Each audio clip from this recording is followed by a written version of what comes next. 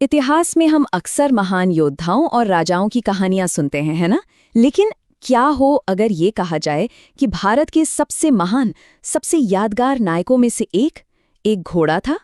जी हाँ, ये कहानी है चेतक की।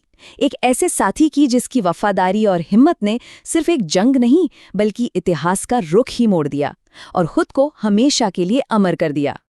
रणबीज चौकड़ी भर भर कर चेतक बन गया निराला था। राणा प्रताप के घोड़े से पड़ गया हवा का पाला था।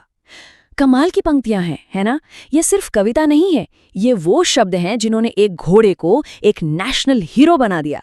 एक ऐसी ताकत जिसके बारे में कहते थे कि उसका मुकाबला तो हवा से था। तो आज देखते हैं कि कैसे इन पंक्तियों में बसी ये महान कहानी शुरू हुई। तो सवाल यही है कि आखिर एक जानवर कैसे एक अमर नायक बन जाता है? क्या चीज उसे इतना महान बना देती है? देखिए, चेतक की कहानी सिर्फ उसकी ताकत या उसकी रफ्तार की नहीं है। नहीं, ये कहानी है एक असाधारण दोस्ती की, एक अटूट वफादारी की। तो चलिए इस इनक्रेडिबल जर्नी को शुरू से जानते हैं। तो चेतक की ये महान गाथा शुरू होती है एक बिल्कुल अनएक्सपेक्टेड मुलाकात से। चलिए उस दिन में वापस चलते हैं जब महाराणा प्रताप की नज़र पहली बार उस घोड़े पर पड़ी जो आगे चलकर उनका सबसे बड़ा, सबसे भरोसेमंद साथी बनने वाला था। हुआ ये कि गुजरात से एक घोड़ा व्यापारी 3 बहुत ही खास काठियावाड़ी घोड़े लेकर उनके दरबार में हाजिर हुआ। और ये कोई मामूली घोड़े नहीं थे, नहीं, ये 3 भाई थे, अटक, त्राटक और चेतक।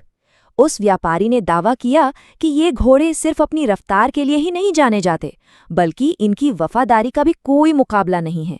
एक ऐसा दावा जिसे महाराणा प्रताप जल्द ही परखने वाले थे। अब महाराणा को तो सबूत चाहिए था, तो व्यापारी ने क्या किया? उसने अटक के पैरों को मोटी रस्सियों से बांध दिया और फिर मदद के लिए पुकारा। और जो इसके बाद हुआ वो देखकर सब हैरान रह गए। अपने मालिक को बचाने के लिए अटक ने इतनी जोर से संघर्ष किया, इतनी ताकत लगाई कि वो बुरी तरह जख्मी हो गया, लेकिन अपनी आखिरी सांस तक वो अपने मालिक तक पहुंचने की कोशिश करता रहा। वफादारी का ये क्रूर लेकिन बहुत ही शक्तिशाली प्रदर्शन था। महाराणा प्रताप पर इसका बहुत गहरा असर हुआ। उन्होंने फौरन चेतक और त्राटक दोनों को खरीद लिया। त्राटक उन्होंने अपने सौतेले भाई शक्ति सिंह को दे दिया, लेकिन चेतक को उन्होंने अपने लिए चुना। और बस यहीं से शुरू होती है एक अनोखे साथी की कहानी। बहुत जल्द चेतक सिर्फ एक घोड़ा नहीं रहा, वो महाराणा की परछाई बन गया था। बिल्कुल उन्हीं की तरह शक्तिशाली, तेज और एकदम निडर। वो सिर्फ एक सवारी नहीं था, बल्कि महाराणा की इच्छा शक्ति का एक जीता जागता प्रतीक था, उनका सबसे प्यारा, सबसे भरोसेमंद साथी। लेकिन कहते हैं ना, हर महान साझेदारी की एक परीक्षा होती है, और इनकी परीक्षा हुई इतिहास के सबसे भीषण युद्धों में से एक में, हल्दी घाटी के महायुद्ध में। यही वो बैटलफील्ड था जहां चेतक का नाम हमेशा के लिए इतिहास में लिखा जाना था। अब जरा हालात समझिए। एक तरफ महाराणा के करीब 20,000 सैनिक और दूसरी तरफ मुगलों की 1 लाख की विशाल सेना। सोचिए, यही नहीं, मुगल सेना के पास ताकतवर जंगली हाथियों की भी एक बड़ी फौज थी। जाहिर है, संख्या में इतनी कम होने की वजह से महाराणा की पूरी उम्मीद अपने योद्धाओं के हुनर और चेतक जैसे घोड़ों की अविश्वसनीय रफ्तार पर टिकी थी। और जरा इस बात पर गौर कीजिए, चेतक युद्ध के मैदान में करीब 313 किलो का वजन लेकर दौड़ रहा था। इसमें खुद महाराणा का वजन था, उनका भारी भरकम कवच, 81 किलो का भाला और 2 तलवारें। इतने बोझ के साथ बिजली की रफ्तार से दौड़ना, मतलब ये सोचना भी मुश्किल है, लेकिन चेतक ने इसे मुमकिन कर दिखाया। महाराणा के पास एक बहुत ही चालाक योजना थी। उन्होंने चेतक के सिर पर एक नकली हाथी की सूंड बंधवा दी। अब ये सुनने में अजीब लगे, लेकिन ये एक ब्रिलियंट स्ट्रेटजी थी। दुश्मन के जो बड़े बड़े हाथी थे, वो चेतक को एक छोटा हाथी का बच्चा समझकर हमला करने से हिचकिचाते, और बस इसी का फायदा उठाकर चेतक उनके बीच से बिजली की तरह निकल जाता था। और इसी युद्ध के मैदान में चेतक ने दिखाया कि वो क्या चीज है। वो सिर्फ आदेशों का पालन नहीं कर रहा था, नहीं, वो एक योद्धा की तरह लड़ रहा था। कहते हैं कि वो महाराणा के मन की बात पढ़ लेता था। उनके हुक्म देने से पहले ही वो दुश्मन पर टूट पड़ता था।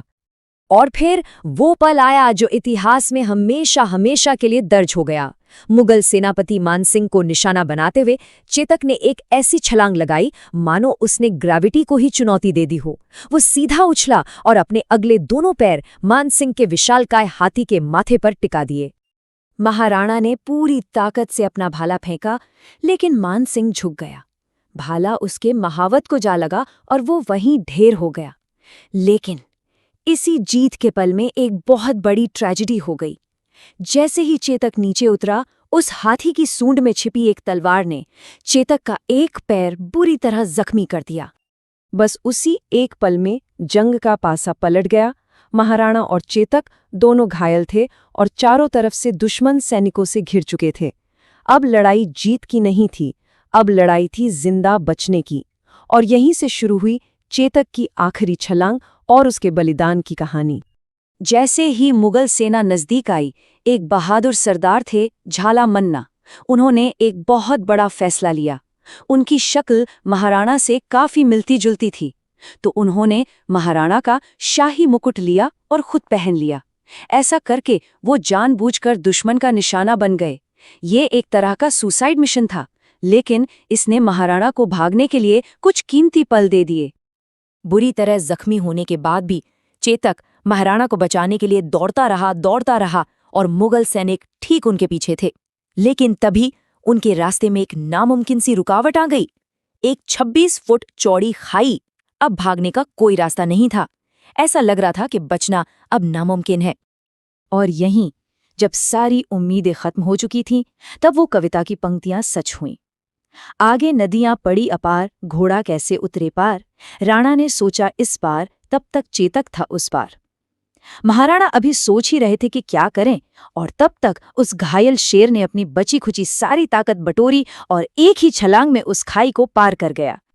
ये उसकी आखिरी सबसे वीर छलांग थी। चेतक ने अपने मालिक को तो बचा लिया था, लेकिन इसकी कीमत उसे अपनी जान देकर चुकानी पड़ी। खाई के उस पार पहुंचते ही वो जमीन पर गिर पड़ा और अपने प्यारे महाराणा की गोद में उसने अपनी आखिरी सांस ली। उसका मिशन पूरा हो चुका था। लेकिन चेतक की कहानी उस खाई के किनारे खत्म नहीं होती। उसकी मौत एक युग का अंत जरूर थी, लेकिन उसका बलिदान एक नई शुरुआत बना, एक अनएक्सपेक्टेड पुनर्मिलन की ओर, और एक ऐसी विरासत की जो कभी मिट नहीं सकती। चेतक का नाम अब इतिहास में अमर हो चुका था। दूर से चेतक के इस आखिरी बलिदान को कोई और भी देख रहा था। वो थे महाराणा के भाई शक्ति सिंह, जो अब तक मुगलों की तरफ से लड़ रहे थे। लेकिन एक जानवर की ऐसी वफादारी देखकर उनका दिल पिघल गया। उन्होंने फौरन पाला बदला, अपने भाई से माफी मांगी और अपना घोड़ा त्राटक उन्हें दे दिया। और फिर दोनों बिछड़े हुए भाइयों ने मिलकर उस महान घोड़े को आखिरी विदाई दी, जिसने उन्हें दोबारा मिला दिया था। तो चलिए अपने शुरुआती सवाल पर लौटते हैं कि एक जानवर की वफादारी कैसे इतिहास का रुख मोड़ सकती है। चेतक की कहानी ही इसका जवाब है। उसने ये साबित कर दिया कि बहादुरी का ताल्लुक किसी नस्ल या प्रजाति से नहीं, बल्कि जज्बे से होता है। उसका बलिदान सिर्फ एक राजा को बचाने से कहीं ज्यादा था। उसने एक टूटे हुए परिवार को जोड़ा और एक पूरे